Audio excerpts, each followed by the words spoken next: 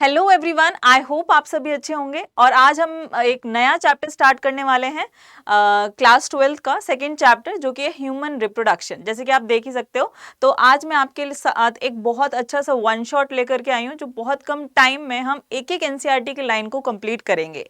Believe me, अच्छे से आराम से बैठो। आराम से मैम, आराम से कैसे बैठे? आराम से बैठ जाओ, स्ट्रेस लेने की जरूरत नहीं है। मेरा कहने का मतलब नोटबुक, पेन और वाटर बॉटल लेकर के बैठो। हम साथ के साथ एक एक चीजें यहाँ पे कंप्लीट करेंगे एंड क्वेश्चंस मैं आपके साथ फिर लेकर के आऊंगी, तो जिससे कि हमारे चैप्टर के कॉन्सेप्ट बहुत अच्छे से क्लियर हो जाएंगे। ठीक है, तो आज के चैप्टर में हमारे पास जो मेन टॉपिक्स हैं जो हम कंप्लीट करने वाले हैं, वो है gametogenesis, transfer of gametes, fusion of gametes and then embryo development. ठीक है, तो ये एक चैप्टर का ओवरव्यू है। चैप्टर आपका इतने पार्ट में हम कह सकते हैं डिवाइडेड है। ओके, तो welcome back to our YouTube channel CUT Adda 24/7। मैं हूं नीलम, आपकी बायोलॉजी ट्यूटर, और आज हम स्टार्ट करने वाले हैं एक नया चैप्टर। तो चलो स्टार्ट कर लेते हैं without doing any further late. चलिए, तो चैप्टर को अगर स्टार्ट करते हैं तो रिप्रोडक्शन वर्ड आता है, राइट? आपको ह्यूमन से पता चल गया होगा कि ऑब्वियसली हम ह्यूमंस के बारे में पढ़ने वाले हैं ना। लेकिन अगर हम रिप्रोडक्शन की बात करें कि रिप्रोडक्शन होता क्या है, सबसे पहले ना, अगर वही हम जानना चाहें रिप्रोडक्शन होता क्या है, तो आप क्या बोलेंगे कि क्या है रिप्रोडक्शन? हाँ, रिप्रोडक्शन क्या है? हम क्या करते हैं रिप्रोडक्शन में, क्या क्या चीज़ें हम पढ़ते हैं, है ना? ये तो चीज़ें जानना बहुत ज़रूरी है, राइट? तो चलो देख लेते हैं फटाफट। देखिए, सबसे पहले रिप्रोडक्शन की जब बात आती है, ये रहा रिप्रोडक्शन वर्ड, है ना। रिप्रोडक्शन की जब बात आती है तो मतलब है प्रोडक्शन ऑफ, अगेन, है ना, production of new human beings या new organism of own kind. जैसे कि अगर बात करें, एक हाथी का बच्चा जो है वो आने वाला है ना, तो वो हाथी के जैसे ही तो दिखेगा ना, गधे की तरह तो नहीं दिखेगा, है ना, डोंकी की तरह तो नहीं दिखेगा। तो ह्यूमन जो रिप्रोडक्शन हो रहा है वो सेम काइंड के ऑर्गेनिज्म का हो रहा है। वो एक प्रोसेस जो है वो कहलाती है रिप्रोडक्शन। अब हम मेजरली सेक्सुअल रिप्रोडक्शन बात करने वाले हैं, जिसमें कि दो पेरेंट्स हमेशा इन्वॉल्व होते हैं ना। सेक्सुअल रिप्रोडक्शन में कितने पेरेंट्स इन्वॉल्व होते हैं? दो पेरेंट्स हमेशा इन्वॉल्व होते हैं। ओके, अब जब दो पेरेंट्स इन्वॉल्व हैं तो आपको पता है कि यहाँ पे कुछ ऐसी चीजें हैं कि उन पेरेंट्स में बन रही हैं, जो कि आगे जाके फ्यूज हो रही हैं। फ्यूज होने के बाद वो कुछ और बना रही हैं, राइट? तो यही चैप्टर का ओवरव्यू है, जिसको हमने कह दिया गैमेटोजेनेसिस। सबसे पहले क्या होता है, यहाँ पे गैमीट्स ट्रांसफर होते हैं, है ना। फिर क्या होता है, उनका फ्यूजन होता है। फ्यूजन होने के बाद क्या होता है, मतलब फ्यूजन क्या हो गया, फर्टिलाइजेशन, ठीक है, and then development of embryo. वो जो जायगोट बनता है वो डेवलप करने लग जाता है। चलो, ये तो बात हो गई रिप्रोडक्शन की। लेकिन अब आप बोलोगे कि मैम कब होता है, कब नहीं होता है? प्लांट्स में हम पढ़ के आ चुके हैं कि इस टाइम पे होता है।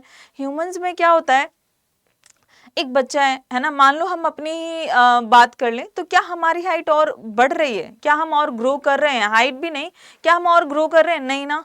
एक 15 साल का बच्चा है या 20 साल का बच्चा है, उसकी हाइट और नहीं बढ़ती जाएगी। बट आपने देखा हो, एक छोटा सा बेबी है 6 महीने का, उसको आप 1 साल के अंदर काफी ज्यादा हाइट ग्रोथ आप उसमें देखोगे, है ना।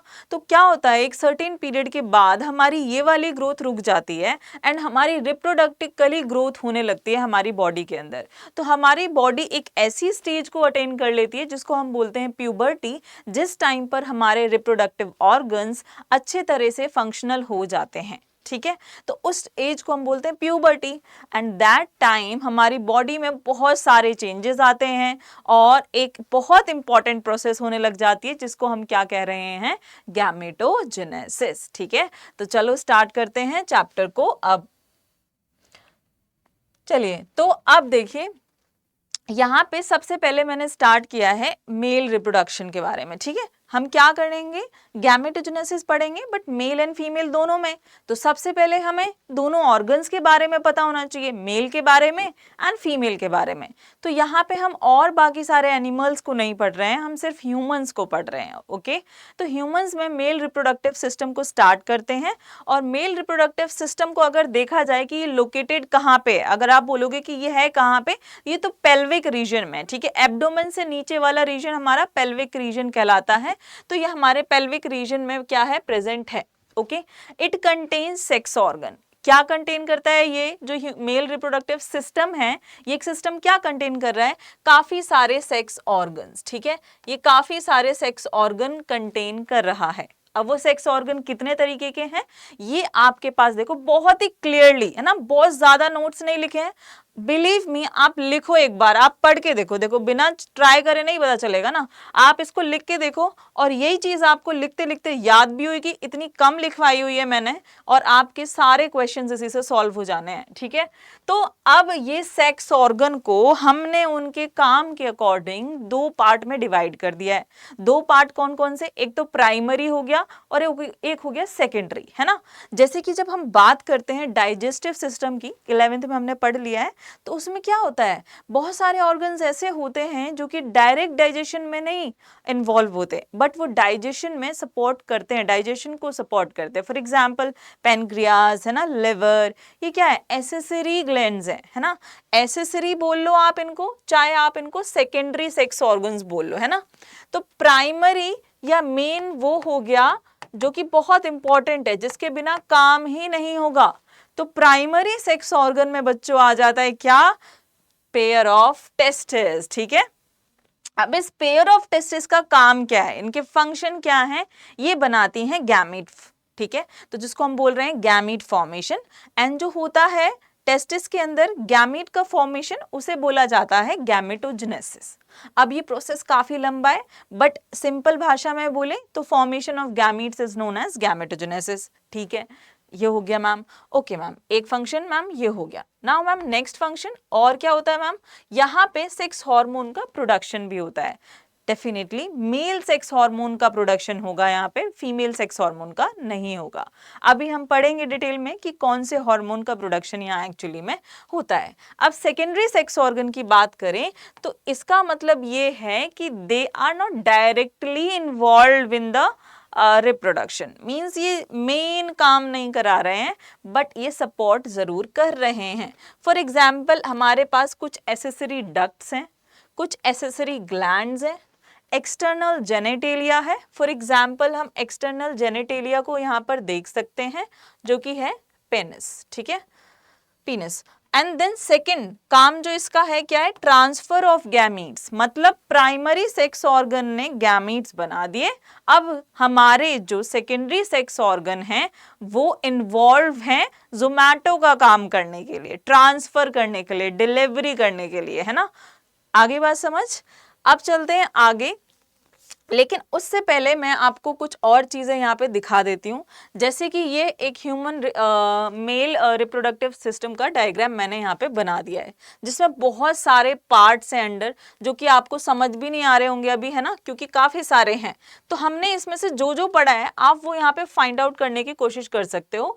पेयर ऑफ टेस्टिस आपको यहाँ पे दिख रहा है, ठीक है, आपको पीनस यहाँ दिख रहा है, आपको डक्ट्स यहाँ पे, ठीक है, वेसिकल, ठीक है, वास डिफरेंस, प्रोस्टेट, है ना, और इजैक्युलेटरी डक्ट, बल्बोरेथ्रल ग्लैंड, इनके बारे में मैंने बात की ना, ये आपको दिखाई दे रहे हैं, है ना, अच्छे से दिखाई दे रहे हैं।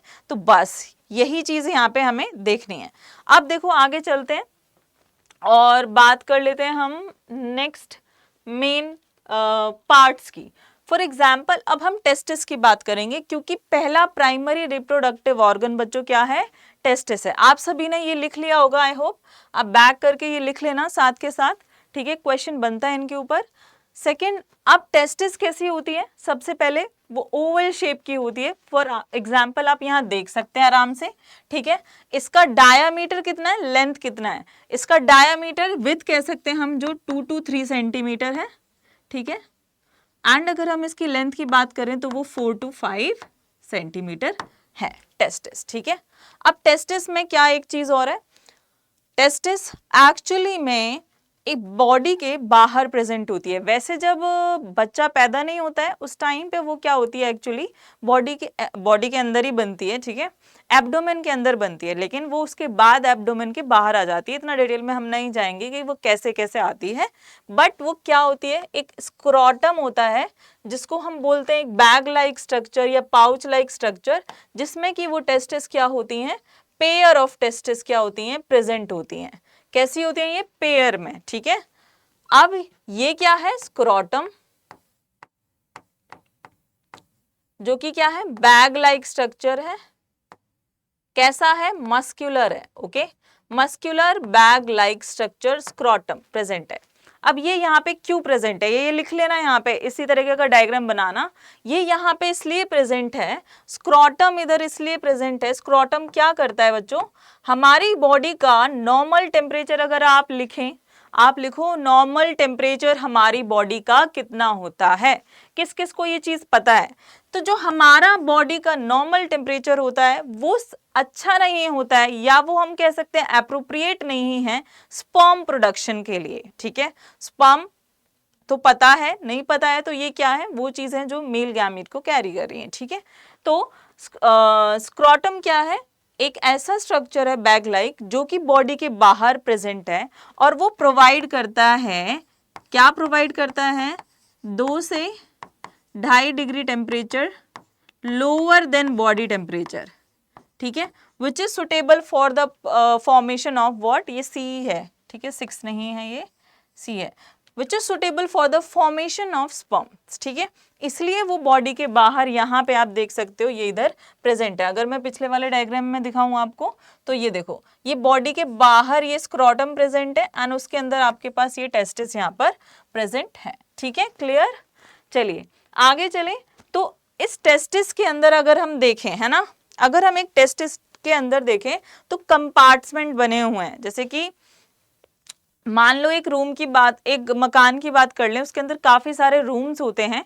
सिमिलरली टेस्टिस के अंदर भी बहुत सारे कंपार्टमेंट हैं, डब्बे बने हुए हैं, जिनको हम बोलते हैं टेस्टिकुलर लोब्यूल्स। उस हर एक लोब्यूल में 250 हैं ऑलमोस्ट एक टेस्टिस में, पेयर ऑफ टेस्टिस है तो दोनों टेस्टिस में कितने हो गए, 500, है ना। तो एक टेस्टिस में 250, और उस एक लोब्यूल या कंपार्टमेंट में कितने हैं, 2 से 3 हाईली कॉइल्ड सेमिनिफेरस ट्यूब्यूल हैं। ठीक है, एरो बना बना करके लिखते जाओ, एक बड़ी टेस्टिस, 2 हैं वैसे तो हमारे पास, एक में हमारे पास 250 कंपार्टमेंट, उस एक कंपार्टमेंट में 2 से 3 हाईली कॉइल्ड सेमिनिफेरस ट्यूब्यूल। ठीक है, अब उस सेमिनिफेरस ट्यूब्यूल में क्या होता है, अंदर की तरफ, मान लो आप पानी की बोतल पी रहे, आप पानी पी रहे हैं, अंदर की तरफ, इसके अंदर की तरफ क्या है, लाइनिंग्स हैं। ठीक है, अंदर की तरफ 2 लाइन है। ठीक है, अब अंदर की तरफ जो 2 लाइनिंग्स हैं वो 2 तरीके की सेल से बनी हुई हैं। फॉर एग्जाम्पल अपने पास एक है क्या, जर्म सेल्स। ठीक है, हमारे पास एक यहाँ पे क्या है, जर्म सेल्स, और दूसरा हमारे पास है सर्टोली सेल्स। क्लियर, दूसरा हमारे पास यहाँ पे क्या है, सर्टोली सेल्स है। ठीक है, अब देखो आगे चल के कि जो जर्म सेल है उसको हम क्या कह रहे हैं, स्पर्मैटोगोनिया, उसको हम कह रहे हैं स्पर्मैटोगोनिया। अब ये स्पर्मैटोगोनिया जाकर के बनाएगा स्पर्म, और कंफ्यूज नहीं होना है कि स्पर्मेटोजुआ, स्पर्मेटोगोनिया, स्पर्मेटोगोनियम, स्पर्मेटिड्स, बहुत सारे वर्ड है ना, लेकिन यहीं से क्लियर करते हुए चलो, ये क्या है, स्पर्मेटोगोनिया। स्पर्मेटोगोनिया क्या है, जर्म सेल्स ही हैं। जर्म सेल से क्या बन रहा है, स्पर्म, जिसको हम और क्या बोल सकते हैं, स्पर्मेटोजुआ। जर्म सेल से स्पर्म बनना या स्पर्मेटोगोनिया से स्पर्मेटोजुआ बनना क्या कहलाता है, स्पर्मेटोजेनेसिस। क्या कहलाता है, स्पर्मेटोजेनेसिस। अब ये क्या है, ये है सर्टोली सेल्स। ये क्या करती हैं, प्रोवाइड न्यूट्रिशन। किसको न्यूट्रिशन प्रोवाइड करती हैं, जो स्पर्मेटोगोनिया है उसको न्यूट्रिशन जब मिलेगा तभी तो वो स्पर्म में जाके कन्वर्ट होगा। तो ये काम हो गया सर्टोली सेल्स का। एक और भी इंपॉर्टेंट चीजें हैं आउटसाइड सर्टोली सेल्स। ठीक है बच्चे, क्या है, आउटसाइड सर्टोली सेल्स। अब मैं सर्टोली सेल्स की बाहर की बात कर रही हूं। ठीक है, सर्टोली सेल्स के बाहर सेल्स क्या प्रेजेंट होता है, उस स्पेस को बोलते हैं इंटरस्टिशियल स्पेस। अगर आपको इंटरस्टिशियल वर्ड का मतलब नहीं पता, मान लो हमारे पास 2 सेल्स हैं, ठीक है, और भी सेल्स हैं, तो इन सेल्स के बीच में जो स्पेस है ना खाली, that is known as interstitial space. ठीक है, क्लियर। तो इसी को बोलते हैं, एक सेकेंड, इरेजर मुझे नहीं मिल रही है, मिल गई है, थैंक यू। ओके, चलो, तो अब इस इंटरस्टिशियल स्पेस में हमारे पास 2 तरीके की सेल्स प्रेजेंट है। ठीक है, अब वो कौन कौन सी सेल्स प्रेजेंट है यहाँ पे, वो हमारे पास एक तो है लेडिक सेल,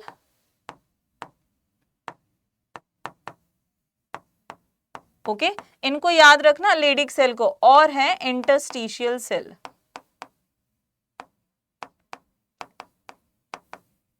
क्लियर?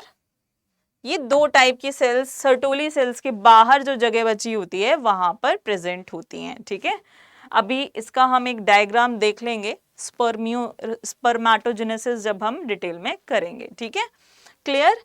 अब ध्यान से देखो, इस डायग्राम को देखो ध्यान से। देखो, ये तो आपके पास हो गया यहाँ पे टेस्टिस। ठीक है, ये हो गया टेस्टिस जो कि बाहर की तरफ है, एक थैले जैसे स्ट्रक्चर में है। क्लियर?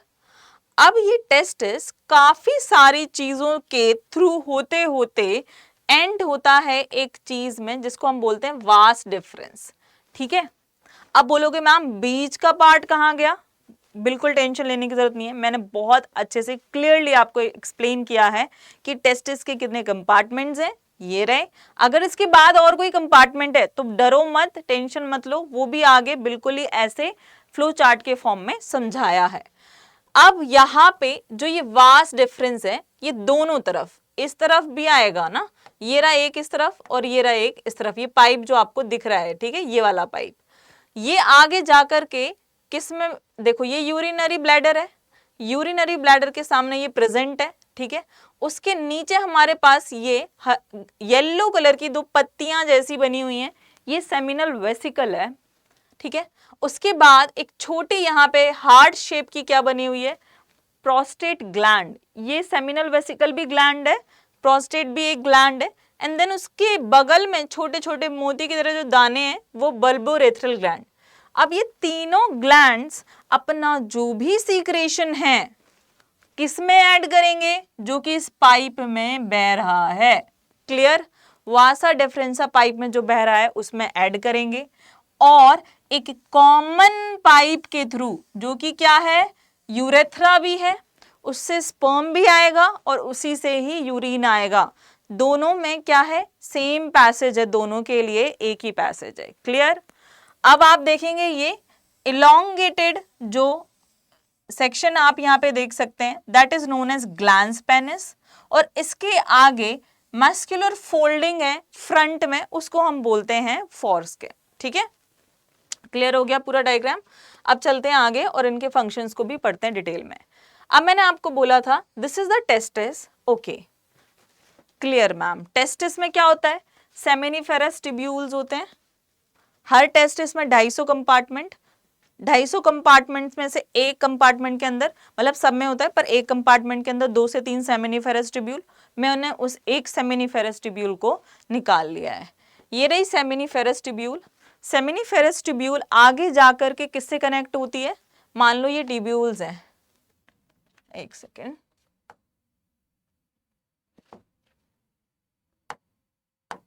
ठीक है, मान लो ये क्या है, ट्यूब्यूल्स हैं, ये ट्यूब्यूल्स जाके कनेक्ट हुए किससे, ट्यूबुलाe रेक्टाई से। ठीक है, ओके, देन ये किससे कनेक्ट हुए, एक रेटे टेस्टिस से। ठीक है, एनसीईआरटी में जब आप पढ़ोगे ना, एनसीईआरटी लेके बैठे हैं आप सभी, एनसीईआरटी की जब वो लाइन रीड कर रहे हो ना, आप मेरे साथ रीड करो, यही फॉर्म है, आप ऐसे याद रख, ये इजी होगा याद रखने में। ठीक है, seminiferous tubule, tubuli recti, rete testis, and then vasa efferentia. Vasa efferentia के बाद क्या आता है, एपिडिडाइमिस। इसमें जो भी यहाँ पे फॉर्मेशन होती है जिन भी चीजों की, वो एपिडिडाइमिस में आकर के रहती है। एपिडिडाइमिस में जो इमेच्योर स्पर्म है वो क्या करते हैं, स्पर्म का फॉर्मेशन कहाँ होता है, टेस्टिस में। भाई ये तो पता होना चाहिए, टेस्टिस में क्या होता है, स्पर्म का फॉर्मेशन, गैमीट्स नहीं बनते हैं।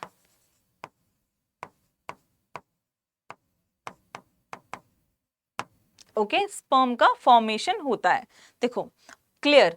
अब वासा एफरेंशिया, एक होता है वासा एफरेंशिया और एक होता है वासा डिफरेंस। ठीक है, दो है यहाँ पर, ये वाला वास डिफरेंस है और ये वासा एफरेंशिया है। ठीक है, ई पहले आता है और डी बाद में आता है, तो पहले वाला वासा एफरेंशिया, देन वास डिफरेंस है वो। ठीक है, इसको हटाओ, वास डिफरेंस। तो अब एपिडिडाइमिस में स्पर्म्स 1 महीने तक के लिए रहते हैं, मैच्योर होते रहते हैं वो वहां पर, उसके बाद वो क्या होते हैं, जाकर के वास डिफरेंस में आते हैं।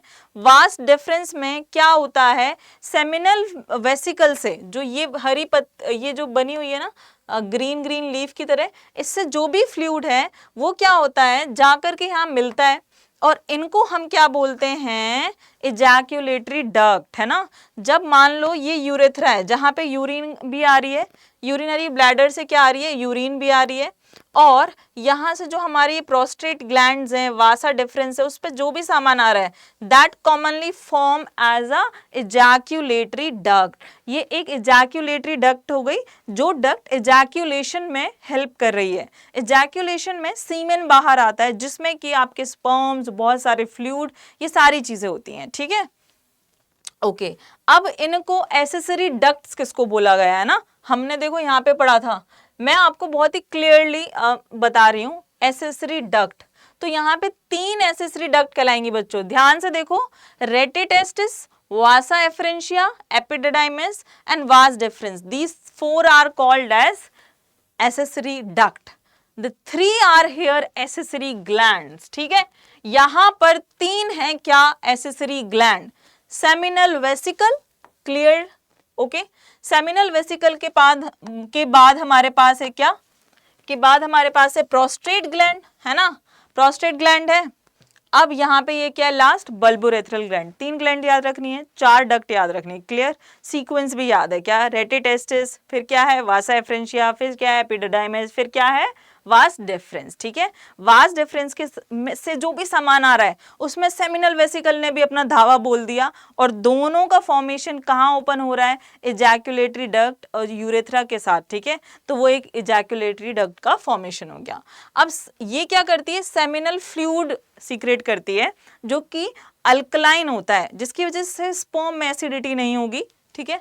ट्रांसपेरेंट होता है, इसका कोई कलर नहीं है, जेली लाइक होता है, and this is rich in fructose which provide energy also, which provide energy for,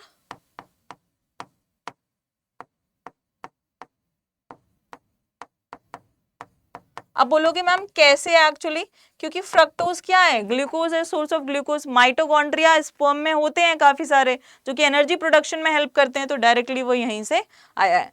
prostate gland की बात कर रहे हैं, वो कैसी है, अनपेयर्ड है। सेमिनल वेसिकल कैसी है, पेयर्ड है, 2 है ना। और प्रोस्टेट ग्लैंड आपने देखा था वो हार्ट शेप में ऐसे थोड़ा सा ट्राइंगल शेप में ऐसे बनी हुई है, जो कि अनपेयर्ड है, पेयर्ड नहीं है। Secret alkaline food, calcium plus इसमें क्लॉटिंग एंजाइम्स भी होते हैं ना। बर्बोलेथ्रल ग्लैंड जो है वो कैसी है, वो पेयर्ड है, इसको कॉर्पस ग्लैंड भी बोला जाता है। और पीनस जब इंसेमिनेशन कर रहा होता है, या हम कह सकते हैं इंटरकोर्स के टाइम, पीनस से इस बल्बोरेथ्रल ग्लैंड से लिब्रिकेंट रिलीज होता है जो कि उसको मूवमेंट में हेल्प करता है, क्लियर। अब हमारे पास मेल रिप्रोडक्टिव सिस्टम का एक लास्ट हमारे पास क्या रह गया है, एक पार्ट रह गया जो कि क्या है, पेनिस, जिसको हम बोलते हैं एक्सटर्नल जेनिटेलिया। क्लियरली इसको हम बोलते हैं क्या बेटा, एक्सटर्नल जेनिटेलिया, है ना। रिवाइज कराती जा रही हूँ, अब पूरा मेल रिप्रोडक्टिव सिस्टम क्लियर हो चुका है। पार्ट्स, नाउ यूरेथ्रा यहाँ पे प्रेजेंट होता है, वेरी गुड। कॉपुलेटरी ऑर्गन है, right, made up of special tissue that help in insemination, that is injection of sperm into the female reproductive tract. Now enlarged end part called as glans penis, जैसे कि अभी मैंने आपको diagram में explain किया था, and it is covered by a fold of loose fold of skin that is known as foreskin, clear। अब चलो आगे फिर से चलते हैं, अब चलते हैं फीमेल रिप्रोडक्टिव सिस्टम के पास। अब फीमेल रिप्रोडक्टिव सिस्टम भी किस जगह पे प्रेजेंट है, ये पेल्विक रीजन में ही है। प्लस यहाँ पे एक और इम्पॉर्टेंट चीज है कि जो पेल्विक रीजन में रिप्रोडक्टिव सिस्टम प्रेजेंट है वो भी है, plus breast mammary gland is also a part of the female reproductive system, क्योंकि वो रिप्रोडक्शन में हेल्प करता है, इवन पोस्ट रिप्रोडक्टिव फेजेस में, जब बेबी पैदा हो जाता है उसके बाद, क्लियर। अब चलो चलते हैं आगे। जो सेक्स ऑर्गन है यहाँ पे वो ऑलमोस्ट पियर शेप्ड है, ठीक है, इन्वर्टेड पियर की तरह लगता है। और यहाँ पे अगर देखा जाए प्राइमरी सेक्स ऑर्गन क्या है, पेयर ऑफ ओवरीज, है ना। यहाँ पे पेयर क्या है, अनपेयर क्या है, उन चीजों का ध्यान अच्छे से रखना है, क्लियर, उन चीजों का ध्यान अच्छे से आपको रखना है। आप देखो सेकेंडरी सेक्स ऑर्गन, यहाँ पे लिखते जाओ आप इन चीजों को। सेकेंडरी सेक्स ऑर्गन क्या होते हैं, pair of oviduct, pair of oviduct. Oviduct कौन है? जो कि इन ओवरीज को क्या कर रहा है? कनेक्ट कर रहा है किससे? यूट्रस से, ठीक है। सो कनेक्ट कर रहा है किससे? यूट्रस से। अब ओविडक्ट के 3 पार्ट हैं, ओके। ओविडक्ट के कितने पार्ट है? हम पेयर ऑफ ओविडक्ट को यहाँ पे क्लियर कर रहे हैं, स्टार मार्क करो। सबसे पहले क्वेश्चन बनेगा तो क्या बनेगा कि इसके पार्ट कितने हैं, ठीक है, इसके पार्ट कितने हैं। ओविडक्ट को और क्या बोला जाता है? Fallopian tube. अब फैलोपियन ट्यूब के कितने पार्ट हैं? हमारे पास है सबसे अंदर वाला पार्ट जो होता है इस्थमस होता है, ओके। एंड इसके बाद वाला पार्ट जिसको हम कहते हैं एम्पुला, जो कि थोड़ा सा कैसा है? ब्रॉडर है। आप देख सकते हो थोड़ा सा ये क्या है? ब्रॉडर है। उसके बाद हमारे पास है इनफंडिबुलम, ठीक है, इनफंडिबुलम, जो कि आप देख सकते हो फिम्ब्रे के पास है। फिम्ब्रे क्या है? फिंगर लाइक प्रोजेक्शंस हैं, ये ऐसे उंगलियों की तरह बनी हुई हैं, ऐसे ऐसे। अब ये क्या करती हैं? ऐसे हाथ बना के खड़ी हुई हैं। अब यहाँ पे क्या है? ओवरी है, ठीक है, ऐसे करके ओवरी है, ये ओवरी है, ओवरी के अंदर एग बनता है, फिम्ब्रे के पास आता है, फिर उसका ट्रांसपोर्ट कहाँ से कहाँ होता है? एम्पुला के infundibulum, then ampulla and then isthmus, ठीक है।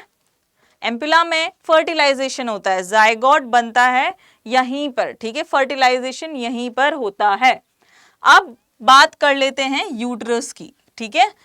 ओविडक्ट या फैलोपियन ट्यूब क्लियर हो गया है, ओविडक्ट या फैलोपियन ट्यूब क्लियर हो गया है। ओविडक्ट का कौन सा पार्ट है जो कि ओवरी को पकड़ के रखता है? ऐसा कौन सा पार्ट है ओविडक्ट का जो ओवरी को पकड़ के रख रहा है? फिम्ब्रे, ठीक है, लिगामेंट के थ्रू ये क्या होते हैं? अटैच होते हैं। अब देखो सेकंड पार्ट था हमारे पास यूट्रस, ठीक है। यूट्रस में क्या है? उसको हम वूम भी बोलते हैं, जहां पे एक्चुअली बच्चा पलता है, ठीक है। और इसमें और भी बहुत सारे चेंजेस हो रहे होते हैं अगर जायगोट फॉर्मेशन नहीं होता है, अगर फर्टिलाइजेशन नहीं होता है तो। अब ये कैसा है? इन्वर्टेड पियर शेप है, ये वजाइना में जाकर के ओपन होता है।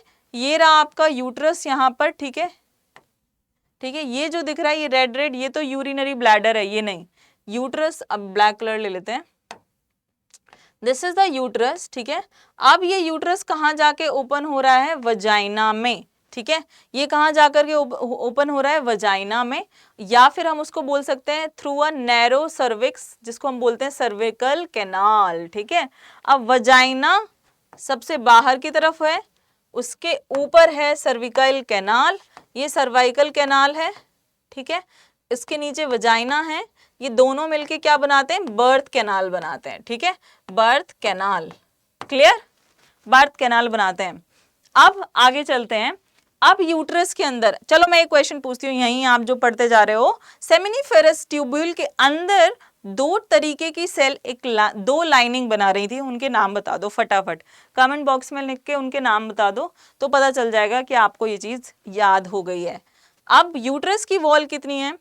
3 से, ठीक है, 3 लाइन से, 3 टाइप ऑफ सेल से अंडरलाइंड है ये 3 लेयर से। सबसे बाहर की तरफ होती है पेरी, पेरी का मतलब क्या होता है? Outer, perimetrium. मायो से, एम से middle, myometrium, then endometrium. Perimetrium जो है बाहर है, थोड़ी सी पतली है और प्रोटेक्टिव है, ठीक है। मायोमेट्रियम मिडल है, थिक है, and contraction during the birth, ये क्या करती है? It provide contraction during the birth। जब contraction होता है उसकी वजह से क्या होता है? expulsion of baby from the uterus, ठीक है, expulsion of baby from the uterus, ठीक है, जिसको हम पार्ट्यूरेशन बोलते हैं, क्लियर। एंडोमेट्रियम इनर है, ग्लैंडुलर है, ग्लैंडुलर है तो जरूर कुछ ना कुछ सीक्रेट भी कर रही होगी, स्टोर भी कर रही होगी, and this is involve in the menstrual cycle, menstrual cycle में ये इन्वॉल्व होती है, ठीक है। अब चलते हैं हम आगे। अब हम नेक्स्ट पार्ट को कंप्लीट करते हैं, जो कि क्या है? External genitalia. जैसे फीमेल में, मेल में हमने एक्सटर्नल जेनेटेलिया पढ़ा था, ऐसे ही हम फीमेल में पढ़ने वाले हैं। फीमेल का जो एक्सटर्नल जेनेटेलिया उसको हमने 4 पार्ट में डिवाइड कर दिया है, जिसको हम सबसे बाहर वाले पार्ट को बोल रहे हैं। फॉर काइंड ऑफ ऐसे स्ट्रक्चर होते हैं, ठीक है, बाहर की तरफ जो होता है सबसे वो होता है मोन्स प्यूबिस, जो कि काफी क्वेश्चनी स्ट्रक्चर है, जिसके ऊपर हेयर से कवरिंग होती है, ठीक है, प्यूबिक हेयर प्रेजेंट होते हैं और स्किन। देन उसके अंडर आते हैं लेबिया मेजोरा, जिसके फ्लैशी फोल्ड होते हैं, फोल्ड दोनों तरफ ही होते हैं of tissue, and they cover the vaginal opening. If this is the vaginal opening, they cover the vaginal opening. ठीक है, then we have labia minora, ठीक है, majora सबसे बाहर, then minora, जिसको क्या बोलते हैं, paired of fold tissue under labia majora. अब इसके अंदर ये भी एक paired of fold tissue है, clear. Then we have the clitoris, जो कि एक फिंगर लाइक प्रोजेक्शन है that lies at the upper junction of majora. For example ये तो माइनोरा है, ठीक है, ये है मेजोरा, तो वो क्लिटोरिस जो फिंगर लाइक प्रोजेक्शन है वो कहीं यहाँ पर होती है, क्लियर। अब क्या होता है, जो ये ओपनिंग है क्लिटोरिस की नहीं, लेबिया माइनोरा की बाहर की तरफ थोड़ा सा हम बोल सकते हैं पोस्टीरियर एंड की तरफ जाकर के एक थिन मेम्ब्रेन से कनेक्ट होती है, जिसको हम बोलते हैं हाइमेन, जो कि डायरेक्ट फिर सर्वाइकल कैनाल से अटैच होती है, क्लियर। अब हमारे पास एक और जो कि पोस्ट डिलीवरी है ना, डिलीवरी के बाद जो कि ऑर्गन बहुत इंपॉर्टेंट होता है और जो कि एक बच्चे को बहुत हेल्दी रखने में भी हेल्प करता है, लाइफ टाइम के लिए वो उसके लिए बहुत हेल्दी होता है, ठीक है। बच्चा ड्रिंक तो सिर्फ जो मदर मिल्क है वो सिर्फ 6 महीने तक करता है मेजरली, लेकिन उसकी हेल्थ पे बहुत लाइफ टाइम अफेक्ट करता है वो मिल्क, ठीक है। तो it is very healthy and doctors always suggest to कि वो डिलीवरी के बाद वो मिल्क पिलाया जाना चाहिए बच्चों को। फॉर एग्जाम्पल अब यहाँ पे देख लेते हैं इसकी कंस्ट्रक्शन कैसे हो रखी है, ठीक है। देखो रिब्स हैं, ओके, रिब्स के बीच बीच में मसल्स हैं एंड देन फैट की लेयर यहाँ पे आ गई है, जो कि फ्लैटी ग्लोब्यूल्स यहाँ पे बना लेते हैं। जैसे कि टेस्टिकुलर लोब्यूल्स थे, ऐसे ही यहाँ पे मेमोरी लोब्स बन चुके हैं, ठीक है। अब इन मेमोरी लोब्स में जैसे कि लंग्स के अंदर एल्व्यूलाई होती हैं, सैक होते हैं ना, जो जिनमें चीजें भरी रहती हैं, ऐसे ही मेमोरी एल्व्यूलाइज होते हैं, ठीक है। अब देखो ये जो मेमोरी लोब्स हैं 15 to 20 प्रेजेंट होते हैं। अब ये 15 to 20 प्रेजेंट होते हैं, अब ये आगे जाकर के डक्ट्स बनाएंगे, ठीक है। डक्ट्स बनाने के बाद एम्पुला एंड एम्पुला के बाद लेक्टिफेरस डक्ट, जिसमें से मिल्क एक्चुअली में इजेक्ट होता है एंड निप्पल के थ्रू वो क्या होता है, बाहर आता है, ठीक है। और ये एरियोला इसकी कवरिंग, ओके। तो दिस इज अबाउट क्या, ब्रेस्ट के बारे में ये आपका हो गया।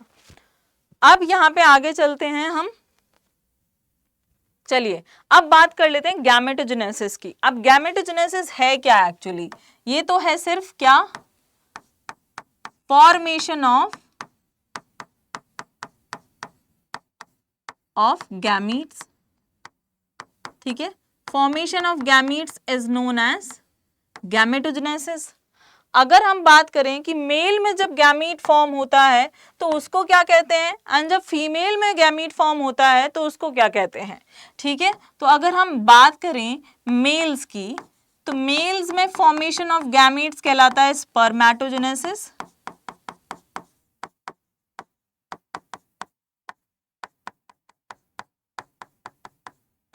ठीक है। एंड फीमेल्स में क्या कहलाता है, ये कहलाता है oogenesis, क्लियर।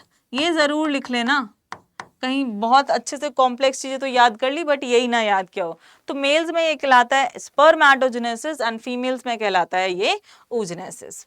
बिल्कुल प्यारे बच्चों, ये क्लियर हो गया। देखो अभी हमने पार्ट्स कंप्लीट कर लिए हैं, ठीक है। अब हम क्या करें, गैमेटोजेनेसिस, जो कि एक्चुअल में एक हमारा ओवरव्यू था, ठीक है, टॉपिक चैप्टर का ओवरव्यू। पहला ओवरव्यू क्या है, गैमेटोजेनेसिस। तो अब इमैच्योर जर्म सेल्स हैं। अब मुझे कौन बताएगा इमैच्योर जर्म सेल्स को क्या कहते हैं, बताओ। मैंने यहाँ नहीं लिखा है, देखना मत, यहाँ पे ध्यान से नहीं लिखा है मैंने, यहाँ पे क्या बोलते हैं, स्पर्मेटोगोनिया। स्पर्मेटोगोनिया बोलते हैं जर्म सेल्स को। अब स्पर्मेटोगोनिया में क्या हुआ, माइटोसिस हुआ, है ना, जिसको हम क्या बोल रहे हैं यहाँ पे, मल्टीप्लिकेशनल फेज, ठीक है, मल्टीप्लिकेशनल फेज, ओके।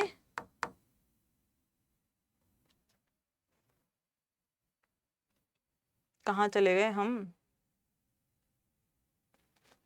ठीक है, मल्टीप्लिकेशनल फेज जिसको हम बोल रहे हैं, क्लियर। अब मल्टीप्लिकेशनल फेज जो है ये यहाँ पे, इसमें क्या हो रहा है, सेल्स का नंबर बड़ा हो रहा है, क्रोमोसोम नंबर में कोई चेंज नहीं आ रहा है, सेल्स का नंबर बड़ा हो रहा है, साथ में सेल का डिफरेंशिएशन भी हो रहा है। तो जब स्पर्मेटोगोनिया में माइटोसिस होता है जो कि एक मल्टीप्लिकेशनल फेज है, उसके बाद क्या बनते हैं, प्राइमरी स्पर्मेटोसाइट्स। ठीक है, यहाँ क्या बने, प्राइमरी स्पर्मेटोसाइट्स बन गए बच्चों। और ये प्राइमरी स्पर्मेटोसाइट्स का अगेन क्रोमोसोम नंबर कितना है, 46। एंड ये यहाँ पे क्या है, डिप्लॉइड ही है, ये क्या है यहाँ पे, डिप्लॉइड ही है। अब स्टार्ट होता है फर्स्ट मियोटिक डिवीजन। ठीक है, क्लियरली देखो यहाँ पे पहला मियोटिक डिवीजन स्टार्ट हो रहा है। मियोटिक का मतलब क्या होता है, रिडक्शन। किसमें रिडक्शन होगा, क्रोमोसोम नंबर में रिडक्शन होगा। पहला मियोटिक डिवीजन हुआ तो क्या बना, स्पर्मेटोसाइट। क्या बन गया, स्पर्मेटोसाइट। कौन सा स्पर्मेटोसाइट, सेकेंडरी स्पर्मेटोसाइट। पहले मियोटिक डिवीजन में ही क्या हो गया, क्रोमोसोम नंबर हो गया रिड्यूस। ध्यान रखना ये क्रोमोसोम नंबर रिड्यूस। अब ये यहाँ पे कौन सा फेज आ रहा है, मल्टीप्लिकेशन फेज, ग्रोथ फेज। ठीक है, अब ये यहाँ पे क्या हो रहा है, सेकंड मियोटिक डिवीजन स्टार्ट होगा पहले के बाद। तो ये इक्वेशनल डिवीजन है, मतलब क्रोमोसोम नंबर में अब कोई डिफरेंस नहीं आएगा, सब क्या हो जाएंगे 23 23। ठीक है, ये सारे चारों सेल्स यहाँ पे ये क्या है, 23 23 23। यही आगे जाके डिफरेंशिएशन के थ्रू है ना। अब सेकंड मियोटिक डिवीजन होने के बाद जो चीज बनती है वो क्या बनती है, स्पर्मेटिड। ठीक है, स्पर्मेटिड जो कि कैसी हैं, हैप्लॉइड है सारी की सारी। स्पर्मेटिड अब क्या करती हैं, देखो यहाँ पे देखो, ये रहा सेकेंडरी स्पर्मेटोसाइट। ठीक है, देखो वहां से मैच करते जाओ, spermatogonium clear ma'am, primary spermatocyte after mitosis clear ma'am, after primary mitosis secondary, after primary spermatocyte secondary spermatocyte form, जो कि किसके बाद होता है, मियोसिस के बाद। अब क्या बना, सेकेंड मियोसिस के बाद क्या बना, क्या बना, स्पर्मेटिड। स्पर्मेटिड देखो जाकर के कहाँ किससे अटैच है, स्पर्मेटिड को देखो भाई कहाँ किससे अटैच है, सर्टोली सेल्स से क्या है, स्पर्मेटिड अटैच है, स्पर्मेटिड सर्टोली सेल से अटैच है। अब क्या होगा, जब ये यहां से निकलेगा, किससे निकलेगा, सर्टोली सेल से बाहर निकलेगा, तब बनेगा ये क्या, स्पर्मेटोजोआ, या फिर हम कह सकते हैं इसको स्पर्म। क्लियर, तो स्पर्मेटिड से स्पर्म का फॉर्मेशन क्या कहलाता है, स्पर्मियोजेनेसिस। ठीक है, क्या कहलाता है, स्पर्मियोजेनेसिस। यहाँ पे मैं 3 बहुत इंपॉर्टेंट टर्म लिखवा रही हूँ जो कि आपके लिए बहुत बहुत ज्यादा इंपॉर्टेंट है, तो वो जरूर लिख लो। सबसे पहले तो लिखो स्पर्मेटोजेनेसिस, सबसे पहले लिखो स्पर्मेटोजेनेसिस। ठीक है, क्या होता है ये, फॉर्मेशन ऑफ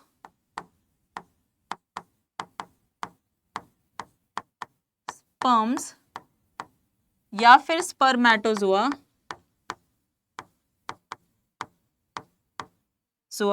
फ्रॉम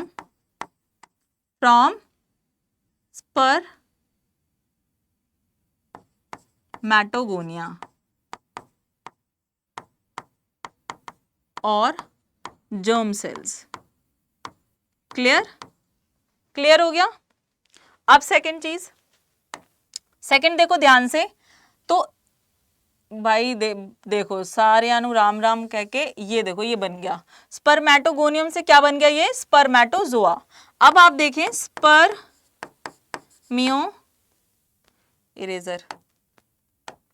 स्पर्मियोजेनेसिस। ठीक है, रुको रुको, लिखो यहाँ पे तीनों की तीनों डेफिनेशंस इंपॉर्टेंट हैं।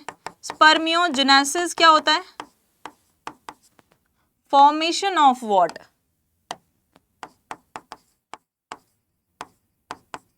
फॉर्मेशन ऑफ स्पर्म्स और स्पर्मेटोजोआ फ्रॉम स्पर्मेटिड। क्लियर,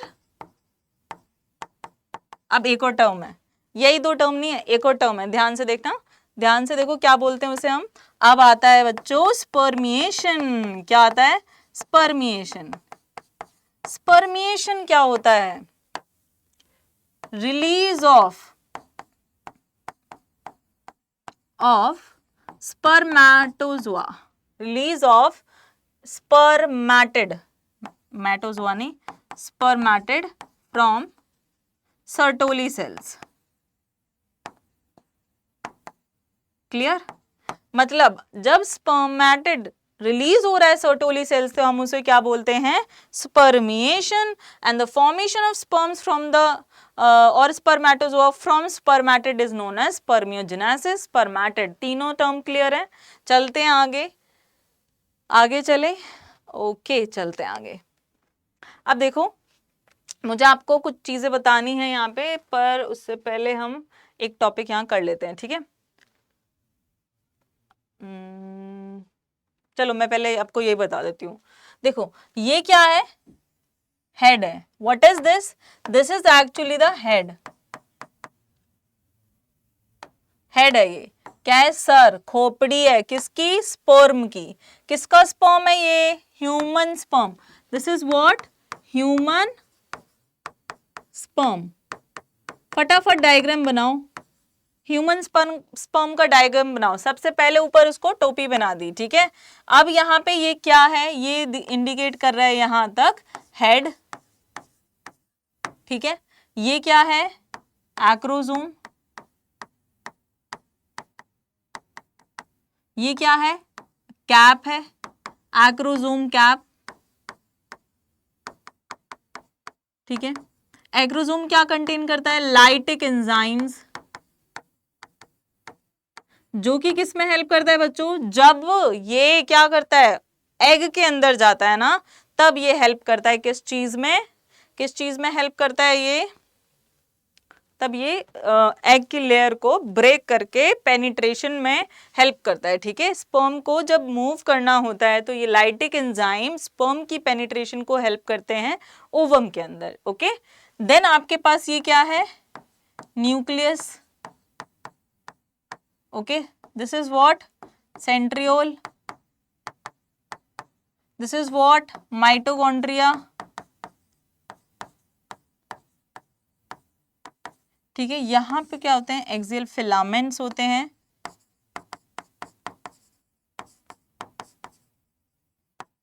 देखिए माइटोकॉन्ड्रिया क्या करते हैं? Provide energy for movement. Clear? Provide energy for movement. Okay, then ये टेल क्या करती है? टेल क्या करती है? मोटिलिटी में, डायरेक्शन भी चेंज करने में उसको हेल्प करती है, ठीक है? तो ये था, ये मिडिल पीस लिख दो।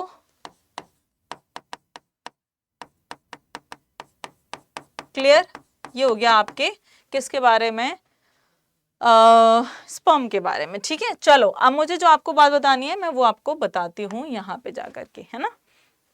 देखो क्या होता है, बेसिकली क्या होता है यहाँ पर, जो हार्मोन्स है ना, वो यहाँ पे इन सारी प्रोसेस को गाइड कर रहे हैं।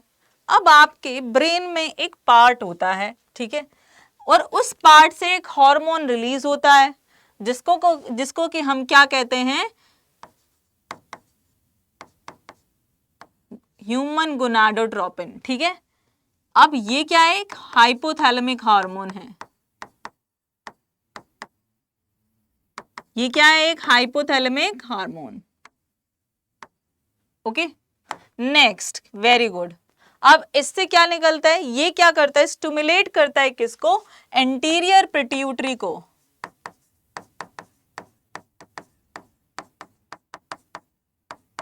एंटीरियर पिट्यूटरी को ये क्या कहता है? एंटीरियर पिट्यूटरी को ये कहता है कि तुम क्या करो? तुम रिलीज करो क्या? हार्मोन्स। अब एंटीरियर पिट्यूटरी क्या रिलीज करती है? दो तरीके के हार्मोन्स, ठीक है? जिसको हम क्या कहते हैं? एक होता है FSH और एक होता है LH, ठीक है? LH क्या करता है? LH एक्ट करता है लेडिक सेल पर, ठीक है? LH क्या करता है? लेडिक सेल पर एक्ट करता है। Act Leydig cell to release what? क्या करती है लेडिक सेल रिलीज? FSH क्या करता है? FSH एक्ट करता है सर्टोली सेल्स पर, ठीक है? ये बहुत इंपॉर्टेंट है, ठीक है? ये जरूर याद रखना, ठीक है? FSH क्या करता है? Follicular stimulating hormone Sertoli cells पर एक्ट करता है और उनको बोलता है कि तुम क्या करो? हार्मोन्स रिलीज करो,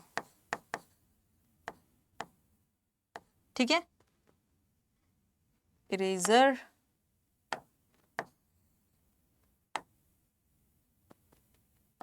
ठीक है। ये वैसे एक हार्मोन रिलीज करने के लिए बोलता है क्या, इनहिबिन, ठीक है। और ये क्या करता है यहाँ पर, एंड्रोजन्स रिलीज करता है, जो कि क्या है, एक टेस्टोस्टेरोन है यहाँ पे। अब देखो क्या होता है, लेडिंग सेल पर एक्ट करेगा, टेस्टोस्टेरोन हार्मोन बनेगा, तो यहाँ पे डेफिनेटली क्या हो रहा है, आपने देखा था कि वहां पे क्या होता है, एक मेल हार्मोन प्रोड्यूस होता है बाय द लेडिंग सेल। यहाँ पे सर्टोली सेल्स के ऊपर क्या होता है, स्टिमुलेट करता है एफएसएच, तो सर्टोली सेल्स क्या कराती है, स्पर्मियोजेनेसिस कराना शुरू कर देती है, स्पर्म फॉर्मेशन होने लगता है।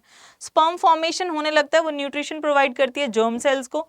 अब क्या होता है, अगर ऐसा लगता है कि ये स्पर्मेटोजेनेसिस को करवाती है, ठीक है, अब इसको लगता है कि ओहो भाई ज्यादा हो रहा है, तो ये इनहिबिन हार्मोन नेगेटिव फीडबैक लेके जाता है कि भाई बहुत हो गया, अब मत करो, ठीक है।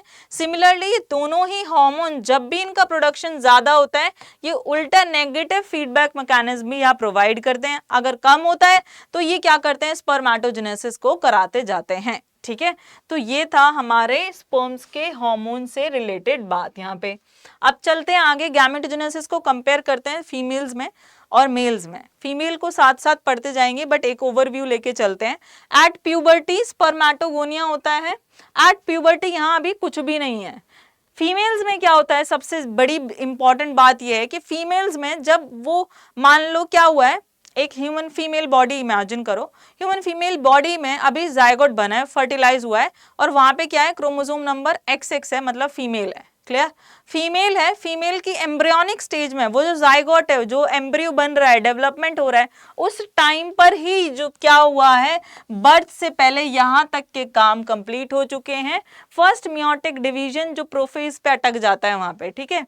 तो ये उगोनिया है, प्रिमोडियल जर्म सेल से उगोनिया बनता है, माइटोसिस होगा, प्राइमरी oocyte बन जाएगा फीटल लाइफ में। जब एक फीमेल बॉडी के अंदर फीमेल है, उसी टाइम प्राइमरी oocyte बन गया।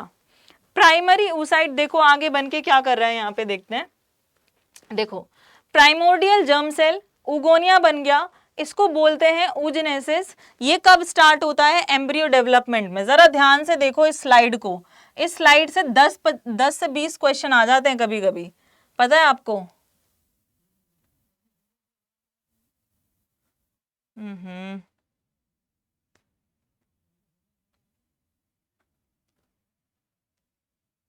चलिए मैं जूम नहीं कर रही हूँ, आप देख लो यहीं पे क्या करें।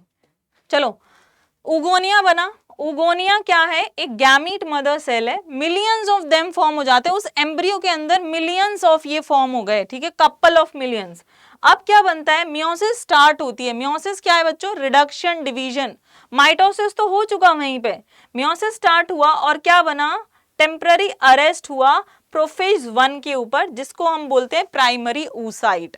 प्राइमरी oocyte देखो ये रहा, ठीक है, क्लियर। प्राइमरी oocyte वो क्या है, एम्ब्रियोनिक स्टेज पे, कौन सी स्टेज पे अरेस्ट है, प्रोफेज 1 पे।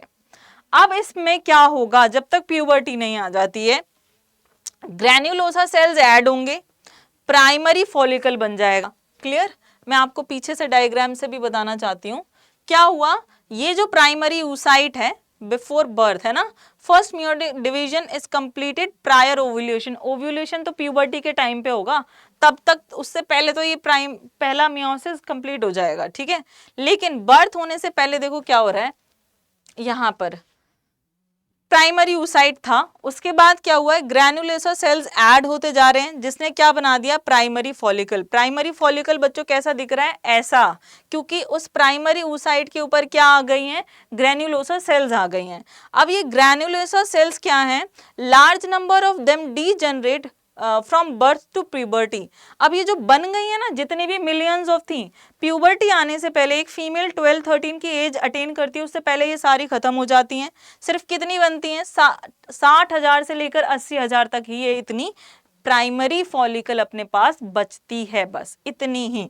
Primary oocyte, primary follicle, clear, ठीक है। अब देखो ये यहाँ पे क्या है, ठीक है, इस ये जो ग्रैन्युलोसा पिंक पिंक सेल है, और ग्रैन्युलोसा सेल्स ऐड हुई हैं, दिख रहा है, और ग्रैन्युलोसा सेल्स ऐड हुई हैं, एक थीका भी बना है, एक लेयर भी बनी, जो कि आप क्लियरली यहाँ पे देख सकते हो, ठीक है। अब इस लेयर में क्या हुआ है और मैच्योरेशन हुआ है, यहां पर एक कैविटी बन गई है उस थीका के अंदर, ठीक है, जिसको हम बोलते हैं एंट्रम, ठीक है, हम इसको क्या बोलते हैं एंट्रम, जो कि हार्मोन भी रिलीज करता है, ठीक है। अब ये क्या है, टर्शियरी फॉलिकल कहलाया जा रहा है, ठीक है, टर्शियरी फॉलिकल कहलाया जा रहा है। अब ये जो टर्शियरी फॉलिकल है ये किस में कन्वर्ट हो जाएगा, टर्शियरी ग्राफियन फॉलिकल एक मैच्योर टर्शियरी ग्राफियन फॉलिकल में कन्वर्ट हो जाएगा। एक टर्शियरी ग्राफियन फॉलिकल एक मैच्योर टर्शियरी ग्राफियन फॉलिकल में कन्वर्ट हो जाएगा। अब यहाँ पे क्या होगा, देखो ये तो एक कैविटी बनी है एंट्रम जिसमें फिल्ड है फ्लूइड, जो कि एक थीका है व्हाइट व्हाइट कलर का, बट आप ये देख रहे हैं ये वाला आपका क्या है, अभी ये उगोनिया है, ठीक है, जो कि डेवलप हो रहा है। इस उगोनिया के आसपास भी ग्रैन्युलोसा सेल्स हैं। यहाँ पे इस उगोनिया के साथ मान लो जो मैंने येलो बना दिए वो क्या है, जोना पेलुसिडा लेयर एक और जो है ऐड हो गई है सेकेंडरी oocyte में, ठीक है, किसमें ऐड हो गई है, सेकेंडरी oocyte में, ठीक है। अब यहाँ पे क्या हुआ है, ये जो सेकेंडरी oocyte है ये क्या करेगा, यहाँ पे आगे जाकर के क्या करेगा, रप्चर हो जाएगा, ठीक है, फट के बाहर निकलेगा, जिसको हम बोल रहे हैं ओव्यूलेशन, ठीक है, क्लियर। आपके पास सबसे पहले क्या था, प्राइमरी oocyte, ठीक है, प्राइमरी oocyte कब सेकेंडरी oocyte में कन्वर्ट हो गया, जैसे ही फर्स्ट मियोटिक डिवीजन कंप्लीट हो गया, है ना, before puberty first meiotic division complete हो जाता है, जब टर्शियरी फॉलिकल अच्छे से ग्रो कर जाता है बिफोर प्यूबर्टी, ठीक है। तो अब वो बाहर निकल गया, जिसको हम कहते हैं, एक प्रोसेस को बोलते हैं ओव्यूलेशन। और ये देखो यहाँ पे ये क्या बचा है, कॉर्पस ल्यूटियम एक फ्लूइड बना है जो कि एक हार्मोन को रिलीज करता है जिसको हम बोलते हैं प्रोजेस्टेरोन, ठीक है। अब चलते हैं आगे, ये मैंने आपको एक डायग्राम दिखा दिया एनसीईआरटी का, क्योंकि ये हमने बनाया है समझने के लिए, बट आपको यहाँ देखना पड़े, ये ब्लड वेजल्स हैं, ये रहा प्राइमरी फॉलिकल, ठीक है, प्राइमरी oocyte था, प्राइमरी oocyte के ऊपर ग्रैन्युलोसा सेल्स आ गई, प्राइमरी फॉलिकल बन गया, प्राइमरी फॉलिकुलर ग्रो कर रहा है, ग्रो कर रहा है, ग्रो कर रहा है, टर्शियरी फॉलिकल बन गया, क्योंकि उसमें एंट्रम भी बन गया, उसमें और फॉलिकल्स भी ऐड हो गए, उसमें थीका भी ऐड हो गया, प्राइमरी oocyte सेकेंडरी oocyte में कन्वर्ट हो गया, और वहां पे जाकर के ओव्यूलेशन हो गया, ओवम बाहर निकल गया, और इधर ही आपका कॉर्पस ल्यूटियम आ गया। I hope it's pretty much clear now, ठीक है बच्चों। अब आप सोच रहे होंगे अरे चैप्टर स्टार्ट कर दिया है ना, चैप्टर स्टार्ट कर दिया, स्ट्रेस हो रहा है, कैसे करूंगा ये, क्यों सोचना है, आपके कंट्रोल में ही तो है ये करना, है ना। एक बार सोच के देखो, काम करने से स्ट्रेस आता है क्या, नहीं, आप सोचते ही रहते हो तो स्ट्रेस आता है, आप एक्शंस लेते हो तो स्ट्रेस खत्म हो जाता है। आप ये करके देखो, अभी अभी अभी करके देखो, आप सोच रहे हो अभी तो आपको लग रहा है मुझे ये करना है, इसके क्वेश्चंस भी सॉल्व करने हैं, आगे और भी कंफ्यूजन आएंगी, सोचो ही मत ना इस चीज को, अभी मैं पढ़ा रही हूँ, पढ़ो, एक्शन लो, उस चीज को सोचो मत, एक्ट करो उसके ऊपर, वो आपके कंट्रोल में ही है, ठीक है।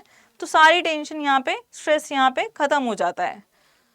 अब हम यहाँ पे बात कर रहे हैं किसकी, मेंस्ट्रुअल साइकिल की, ठीक है, यहाँ पे बात किसकी हो रही है, मेंस्ट्रुअल साइकिल की हो रही है।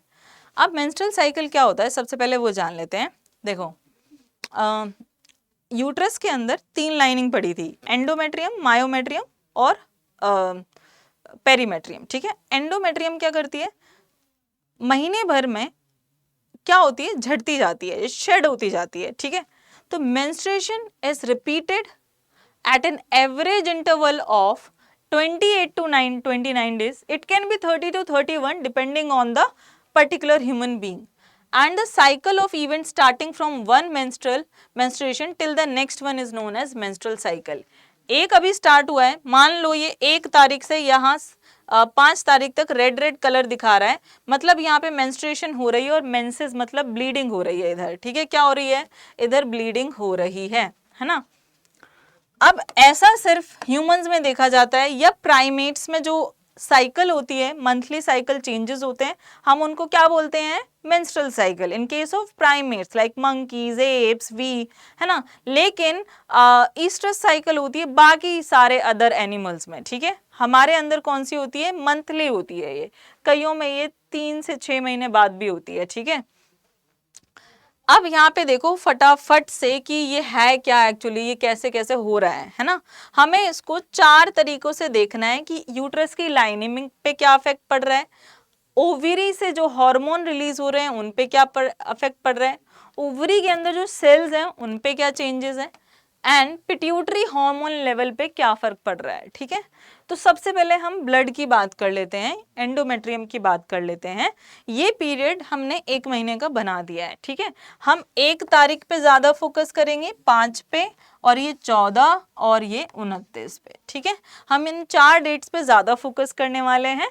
ये 5 दिन में आप देखो क्या हुआ है, एंडोमेट्रियम की लाइनिंग विथ सम ब्लड यहाँ पर शेड हो गई है, जिसको हम बोलते हैं मेंसेस।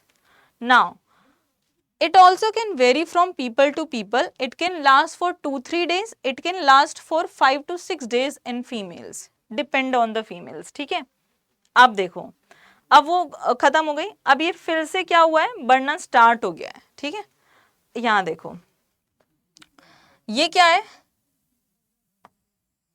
उगोनिया है ना, इसने क्या किया, डेवलप किया, क्या आया इसके ऊपर, फॉलिकल्स आई हैं। ठीक है, ओके क्लियर। ये क्या है, FSH, जो कि क्या होता है, follicle stimulating hormone. Follicle stimulating hormone ने क्या किया, फॉलिकल्स का फॉर्मेशन कराया।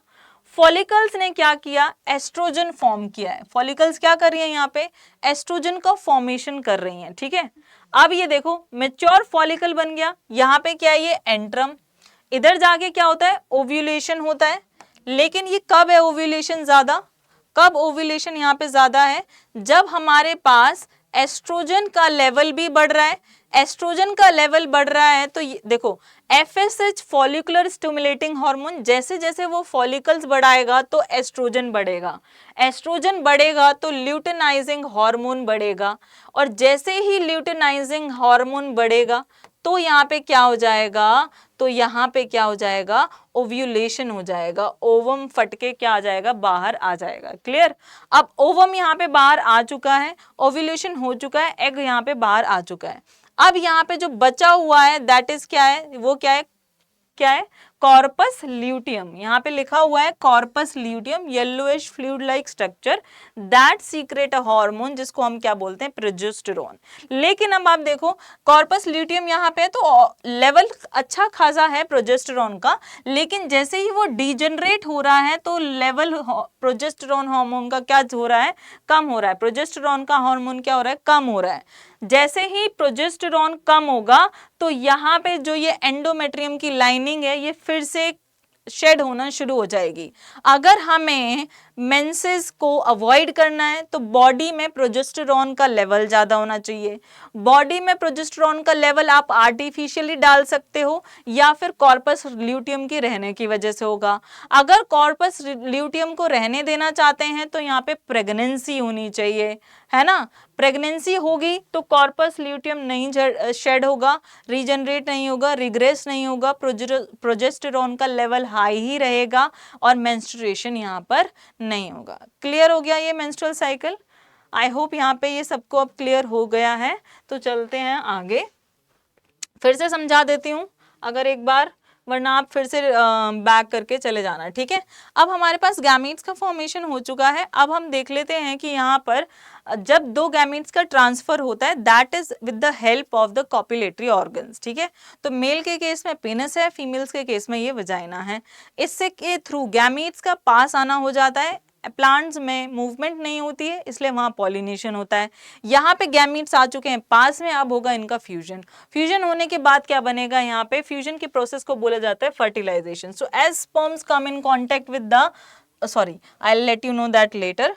तो सबसे पहले क्या होगा, यहाँ पे जायगोट बनेगा, लेकिन वो किसकी वजह से, एक मेल गैमीट और प्लस फीमेल गैमीट।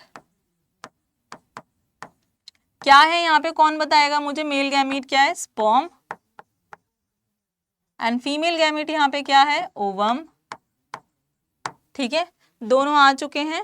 अब दोनों क्या करेंगे, यहाँ पर मिलकर के क्या बनाएंगे, इधर जायगोट। जायगोट यहाँ पर कैसा है, 2n, मतलब उसके पास कितने क्रोमोसोम्स हैं, 36, ये 23, ये 46, 46। ठीक है, इसके पास कितने हैं, n equals to 23, similarly n equals to 23 इसके पास है। क्लियर। नाउ ये रहा आपका स्पर्म। स्पर्म के हेड पे क्या है, एक्रोसोम। एक्रोसोम में क्या है, लाइटिक एंजाइम्स हैं, वो क्या करेगा, इस जोना पेलुसिडा को जाकर के ब्रेक करने की कोशिश करेगा, ठीक है। अब देखो, as sperms comes in contact with the zona pellucida layer of the ovum, block the entry of the additional sperm. अब इस जोना पेलुसिडा में ऐसे चेंजेस होंगे बच्चों, ऐसे चेंजेस होंगे जो कि क्या कर देगा यहाँ पे ब्लॉक कर देगा, मतलब काया पलट जाएगी, जज्बात पलट जाएंगे तुरंत। एक स्पर्म आया है तुरंत वो बुरा मान के बैठ गया है ओवम, ठीक है। एक स्पर्म आया है तुरंत अब इसने अपने रंग बदल दिए, जोना पेलुसिडा ने अपने रंग बदल दिए, जज्बात बदल दिए, तो उसका स्ट्रक्चरल चेंजेस हो गया, तो अब कोई और स्पर्म उसमें नहीं आ पाएगा, इसकी हिम्मत नहीं है अब किसी और को एक्सेप्ट करने के लिए, अब ये धोखा खा चुका है, ठीक है ओवम। अब यहाँ पे कोई और स्पर्म नहीं आएगा, जिसकी वजह से क्या अवॉइड होगी, पॉलीस्पर्मी। इससे क्या होता है, अगर बहुत सारे ओवम आगे फर्टिलाइज कर जाएंगे तो मल्टीपल यहाँ पे चाइल्ड्स होने के चांसेस होते हैं, बट ये यहाँ पे ऐसे ब्लॉकेज होता है जैसे ही एक्रोसोम यहाँ आकर के जोना पेलुसिडा से अटैच होता है, जोना पेलुसिडा लेयर में चेंजेस हो जाते हैं, चेंजेस की वजह से एडिशनल स्पर्म की यहाँ पे क्या हो जाती है, ब्लॉकेज हो जाती है। कई बार क्या होता है, जब आप देखते हैं जाइगोटिक ट्विंस बनते हैं, तब यहाँ पे ऐसा होता है कि यही जाइगोट यही दो में कन्वर्ट हो जाता है, ठीक है, आइडेंटिकल ट्विंस वहां पे फॉर्म होते हैं। Secretion of the acrosome help the sperm to enter into the cytoplasm. Ovum की पेनिट्रेशन में हमने पढ़ा था कि हेल्प करेगा वो, है ना, जो लाइटिक एंजाइम्स हैं that will help the sperm in penetrating inside the ova. Now this include the completion of meiotic division of the secondary oocyte। अब आपको पता है जो सेकेंडरी oocyte आपका ओव्यूलेशन के टाइम पे निकल रहा था ना, वो मेटाफेज पे मतलब क्या कहते हैं उसको, अटैक स्टक था, ठीक है। सबसे पहले देखो एक बार स्टार्टिंग से चलो, जो हमारा प्राइमरी oocyte था वो कौन से उस पर अटैक अरेस्ट था, प्रोफेज पे, ठीक है, कंप्लीट नहीं हुआ था वहां पर उसका मियोटिक 1। ओव्यूलेशन से पहले मियोटिक 1 डिवीजन कंप्लीट हो गया, अब सेकंड भी स्टार्ट हो गया था, पर सेकंड भी मेटाफेज पे अटका हुआ था, अभी जाकर के वो क्या हुआ है, कंप्लीट हुआ है, ठीक है। तो जब स्पर्म आता है ना यहाँ पे, तब जाके सेकेंडरी oocyte क्या होता है, सेकेंडरी oocyte का मियोटिक डिवीजन सेकंड क्या होता है, कंप्लीट होता है। क्लियर, चलो तो चलते हैं आगे, और आपको ये भी क्लियर हो गया। अब हम चलते हैं आगे और देखते हैं कि जायगोट के बाद क्या होता है। अब देखो जायगोट है यहाँ पे, ओके।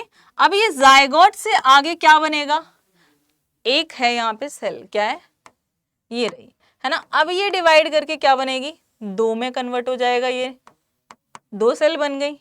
क्लियर, अब ये आगे क्या बनेंगी, चार बन गई, है ना।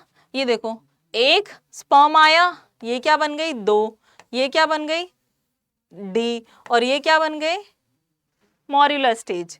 कलर चेंज करना पड़ेगा, तो डिवीजन ऐसे होता जाएगा, 4 से 8, 8 से 16 यहाँ पे बनते जाएंगे, 2 देन 4 एंड देन फिर क्या हो जाएगा, ये 8। इसको हम क्या बोलते हैं, मॉड्यूलर स्टेज, ठीक है। And this is what actually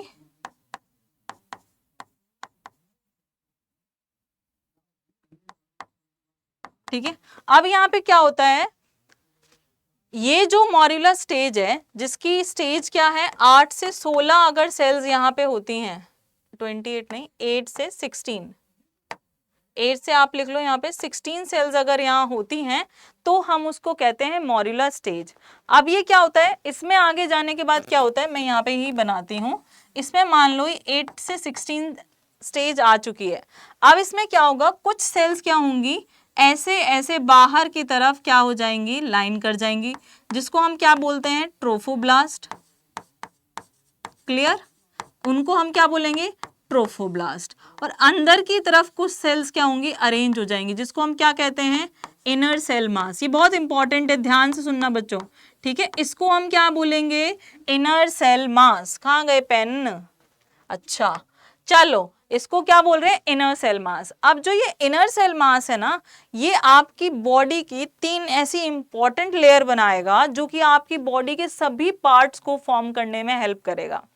चलो, तो मुझे एनिमल किंगडम चैप्टर पढ़ा है, तो उससे बता दो कि हार्ट जो होता है या गट जो होता है वो कौन सी लेयर का बना होता है। ठीक है। तो ये जो ट्रोफोब्लास्ट है ये आउटर लेयर है, ये जो इनर सेल मास है ये क्या करेगा, ये 3 सेल्स बनाएगा यहाँ पे, एंडोडर्म, ठीक है, मेसोडर्म एंड एक्टोडर्म। हार्ट कैसा होता है, मेसोडर्मल इन ऑरिजिन, गट कैसा होता है, एक्टोडर्मल इन ऑरिजिन, है ना। एंडोडर्म कैसा होता है, सॉरी एंडोडर्म कैसा होता है, इनर जो लेयर होती है, जो ये जर्म लेयर है, ये क्या बनाती, ये क्या है, पहले तो मैं लिख देती हूँ, 3 जर्म लेयर्स, क्लियर, ये क्या है, 3 जर्म लेयर्स हैं। तो लिखो एंडोडर्म हमारे नर्वस सिस्टम को फॉर्म करने में हेल्प करता है, मेसोडर्म हमारे हार्ट को फॉर्म करने में हेल्प करता है, एंड जो एक्टोडर्म है वो गट, ठीक है, क्लियर। चलो तो अब चलते हैं हम आगे और हम बाकी चीजों को भी पढ़ लेते हैं, ठीक है। और क्या बचा है हमारे पास, हाँ ठीक है, काफी सारी चीजें, इम्प्लांटेशन यहाँ पे रह गया है, ठीक है, इम्प्लांटेशन को यहाँ देख लेते हैं अच्छे से, ओके। चलो तो अब चलते हैं आगे इम्प्लांटेशन के लिए। अब देखो इम्प्लांटेशन क्या होता है, जो तो ब्लास्टोसिस्ट है ना, जिसमें क्या आ गया है, मैं आपको बता देती हूँ, यहाँ पे बनाती हूँ diagram.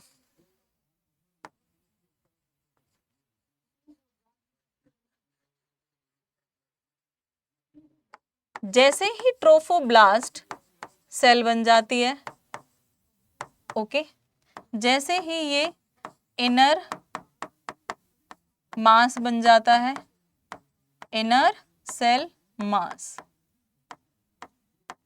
It is ready to attach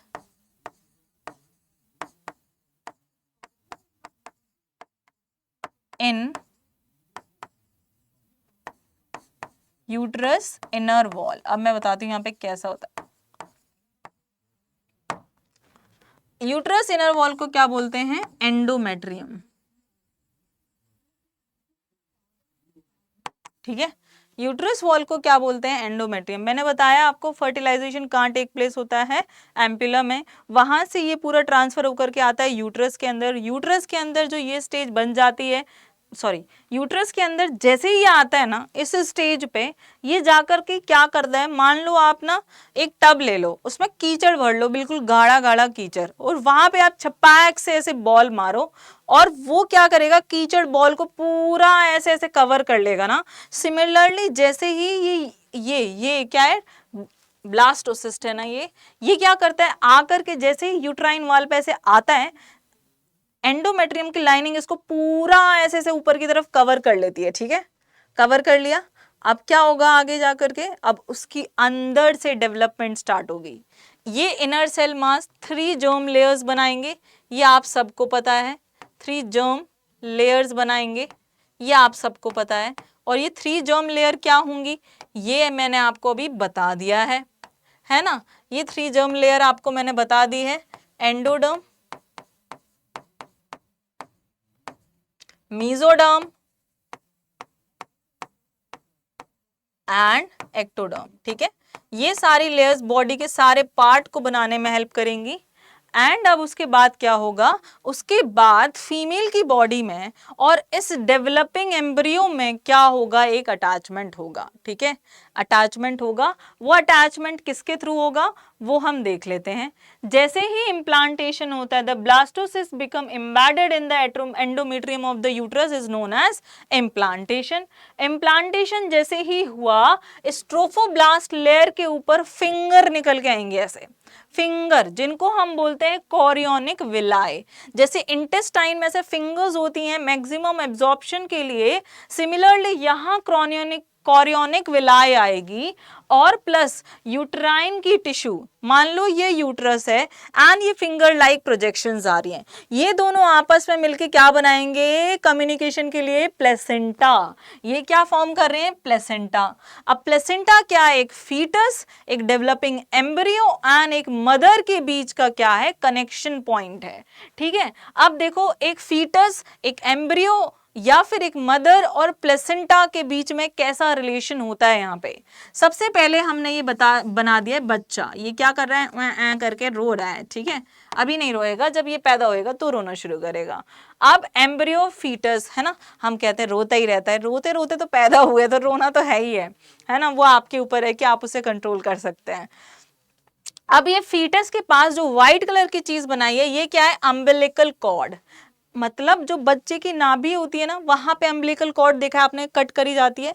जो फिर मम्मी के अंदर वो क्या होता है, प्लेसेंटा, वो अम्बिलिकल कॉर्ड के थ्रू बेबी से कनेक्ट होता है। मतलब मान लो ये प्लेसेंटा है और ये बेबी, ऐसा नहीं है ना, ये कर लो, ये ब्लैक वाला अम्बिलिकल कॉर्ड हो गया, ये बेबी यहाँ पे रो रहा है करके, ये प्लेसेंटा है और ये मदर का वूम है, करेक्ट। ऐसे यहाँ पे इनका क्या होता है, एसोसिएशन होता है। आपको ये नहीं भूलना है, ये सीक्वेंस नहीं भूलना है ना। कई बार लिखा आ जाएगा कि मदर के पास है ये, ठीक है, अम्बिलिकल कॉर्ड, नहीं, क्लियर। चलो चलते हैं आगे। अब देखो यहाँ पे प्लेसेंटा और क्या करता है, प्लेसेंटा एक्ट करता है as a endocrine gland, as a endocrine gland act करता है, मतलब क्योंकि ये काफी सारे हार्मोन्स को रिलीज करता है, जैसे कि HCG, आपके पास HPL है, ईस्ट्रोजन है, प्रोजेस्ट्रोजन है, human chorionic gonadotropin, human placental lactogen, ठीक है। अब देखो यहाँ पे इन सारे हार्मोन्स का level becomes double in maternal blood for the growth of baby.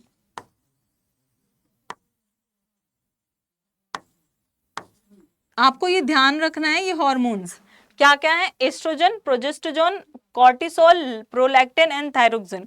In hormone का लेवल एकदम बढ़ जाता है, डबल एकदम से राइज कर जाता है ड्यूरिंग द प्रेगनेंसी, ताकि बेबी की ग्रोथ और उसकी हेल्थ अच्छी से बनी रहे। बहुत ही लेटेस्ट स्टेज में रिलैक्सिन हार्मोन भी रिलीज होता है यहाँ पे। और आपको ये ध्यान रखना है कौन कौन से हार्मोन है, एक तो HCG, देखो यहाँ पे स्टार मार्क करके लिखो बच्चों, HCG, ठीक है, HPL एंड रिलैक्सिन, है ना, ये क्या है, release only during pregnancy.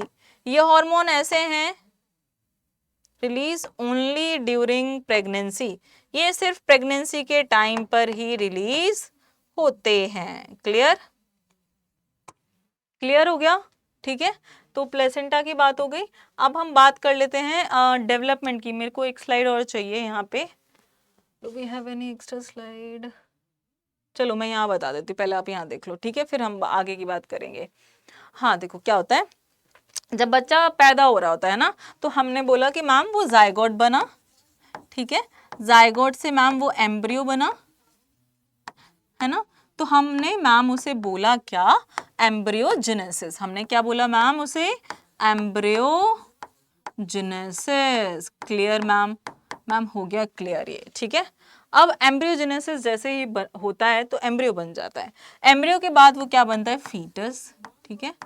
Foetus मान लो 1 मंथ का है, तो उसमें क्या क्या डेवलपमेंट होता है ना। If foetus is of 1 month, तो उसमें क्या क्या चीजें डेवलप हो जाएंगी। अगर फीटस 1 महीने का है, तो आप सबसे पहले, पता है डॉक्टर के पास जब एक प्रेग्नेंट लेडी अल्ट्रासाउंड कराने जाती है, तो सबसे पहले बेबी की धड़कन देखी जाती है कि वो 2-3 महीने तक उसकी धड़कन तो सही है, 2-3 मंथ बहुत कॉम्प्लेक्स होते हैं, ठीक है। तो हम क्या चेक करते हैं वहां पे, हार्ट बीट, हार्ट का फॉर्मेशन मतलब क्या हुआ है यहाँ पे, हो चुका है पहले ही महीने में, ठीक है। अगर हम 2nd मंथ में देखें, ठीक है, तो हेयर आ जाते हैं, ठीक है, हेयर का डेवलपमेंट यहाँ पर हो जाता है, लिम्स का हो जाता है, मतलब हाथ पैर बनना शुरू हो जाते हैं, ठीक है। अगर हम बात करें अब कौन से मंथ की, पेन इधर जाऊं तो इधर पेन चला जाता है, अजीब पेन है। अब हम अगर बात करें फर्स्ट ट्राइमेस्टर की, मतलब पहले 3 महीने में क्या क्या हो जाता है, almost all organs forms here, ठीक है। 5वें महीने में, 5th मंथ में क्या होता है, बॉडी हेयर्स डेवलप हो जाते हैं, ठीक है। 6th मंथ तक फिर क्या होता है, आईलिड्स, है ना, आंखें आ जाती हैं 6वें महीने में। आईलिड्स मतलब पहले ही आंखें आ जाती हैं, लेकिन वो प्रॉपर एक स्पेसिंग होती है ना, आई सॉकेट्स बन जाते हैं, ठीक है, बॉडी हेयर 5वें और 6वें महीने में आराम से आ जाती हैं। अब बाकी के लास्ट ट्राइमेस्टर में क्या होता है, ये क्या है, सेकेंड ट्राइमेस्टर।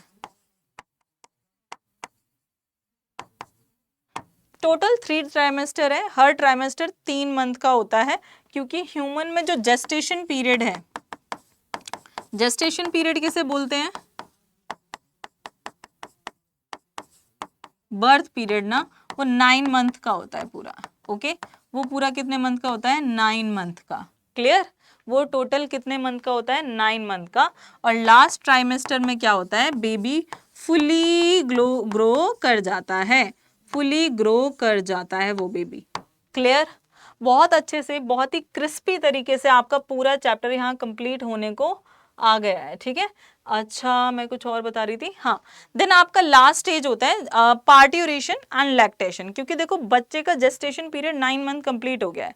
अब क्या होगा, पार्ट्यूरेशन होगा। उसमें क्या होता है, the process of delivery of foetus, उसको हम क्या कहते हैं, पार्ट्यूरेशन, जो किसकी वजह से होता है, काफी ज्यादा कॉम्प्लेक्स मैकेनिज्म होता है। इसमें बेबी ही क्या करता है, देखो, induced by a complex neuro endocrine mechanism. किससे इंक्रीज होता है ये, न्यूरो एंडोक्राइन मैकेनिज्म से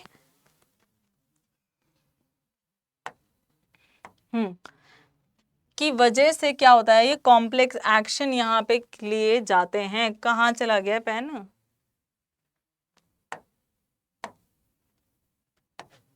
ठीक है। Now the fully developed foetus and placenta which induce mild uterine contraction, foetal ejects, जिसको हम क्या कहते हैं, फीटल इजेक्शन रिफ्लेक्स, जिसकी वजह से जो एंडोमेट्रियम लाइनिंग है, जो यूट्रस की लाइनिंग में, उनमें इतना ज्यादा कॉन्ट्रैक्शन होता है। कॉन्ट्रैक्शन इवन अगर नहीं होता है किसी भी फीमेल में, तो ऑक्सीटोसिन हार्मोन इंजेक्ट करके उसमें कॉन्ट्रैक्शन पैदा किए जाते हैं, जिससे कि बेबी का मूवमेंट और बेबी क्या हो जाए, एक्सपेल हो जाए through the birth canal. Clear, and this trigger release of oxytocin. अगर ऑक्सीटोसिन नहीं रिलीज होता तो मैंने बताया कि वो दिया जाता है, and oxytocin produce strong contraction, बहुत ज्यादा कॉन्ट्रैक्शन होता है, जिसकी वजह से ही क्या होता है, पेन होता है, and that is actually the parturition that will expel the baby from the baby canal. ठीक है, और वो हो गया बेबी का बर्थ। अब लैक्टेशन क्या होता है, फर्स्ट मिल्क। ठीक है, फर्स्ट मिल्क, बेबी के बाद होने के बाद जो फर्स्ट मिल्क होता है, उसका प्रोडक्शन क्या कहलाता है, लैक्टेशन, है ना। और इसमें क्या, इसको हम क्या बोलते हैं, कोलेस्ट्रम भी बोलते हैं।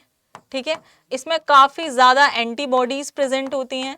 ठीक है, plus it is very healthy and it is suggested by the doctor that baby should get this milk। ठीक है, कोलेस्ट्रॉम उसको क्या होना चाहिए, मिलना चाहिए, जो क्योंकि वो बहुत ज्यादा हेल्दी होता है। The process of the production of what, milk, first milk after the pregnancy, after the birth, is known as lactation. Clear, तो यहाँ पे ये चैप्टर हमारा अच्छे से पूरा का पूरा कंप्लीट हो गया है।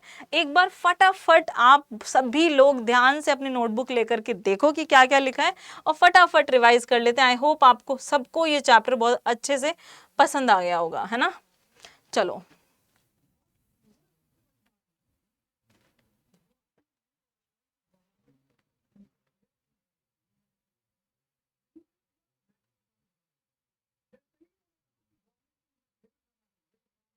मुझे नहीं चाहिए पेन यार, मत करो।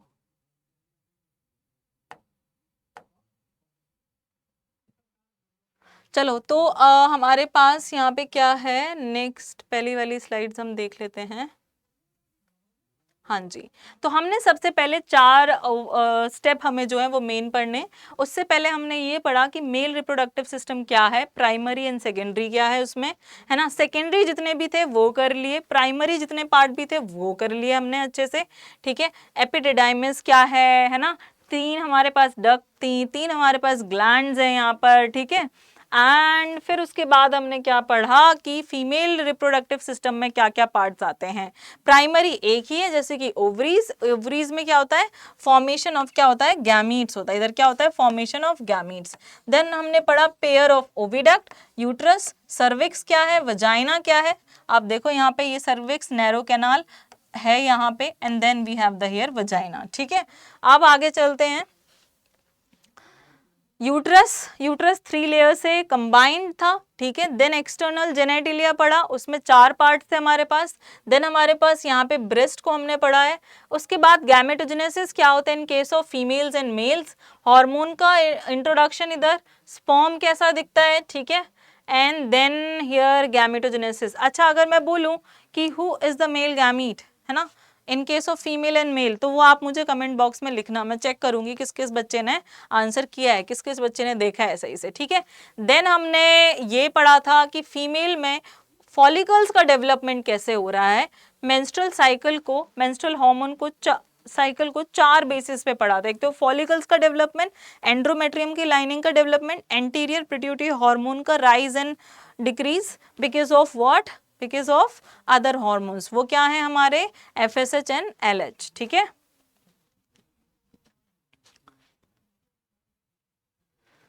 उसके बाद हमने पढ़ा था क्या, development, okay, then implantation and then हमने पढ़ा पार्ट्यूरेशन एंड लैक्टेशन। तो ये था हमारा आज का सेशन। और हमारे पास ये जो हमारा CUET का महापैक है, आप इसको परचेज कर सकते हैं, क्योंकि इसमें जितने भी बैचेस होंगे इन सब का एक्सेस आपको मिलेगा, हर सब्जेक्ट के लिए, हर डोमेन के लिए। तो आप इन सब को परचेज कर सकते हो अपने अपने डोमेन के according, science domain, arts domain and commerce domain. और अभी ये मंथ का लास्ट टाइम चल रहा है, तो यहाँ पे बहुत अच्छे आपको डिस्काउंट भी मिल रहे हैं, तो जाकर के हमारी वेबसाइट पे ज़रूर चेकआउट करिए। और अब हम मिलते हैं अगले सेशन में, बट मैं आपसे ज़रूर चाहूँगी कि आप सारे एक बार NCERT को ज़रूर पढ़ लेना। ये नोट्स लिखने के बाद बहुत ही क्रिस्पी नोट्स थे, अगर आपके पास ये हैं तो आपकी डिटेल बोर्ड के एग्जाम के लिए भी अच्छा है, CUET के लिए भी अच्छा है, दोनों तरीके से अच्छा है। बट एक बार NCERT ज़रूर रीड कर लेना इनको पढ़ने के बाद, ठीक है। तो मिलते हैं अगले सेशन में। Thank you everyone.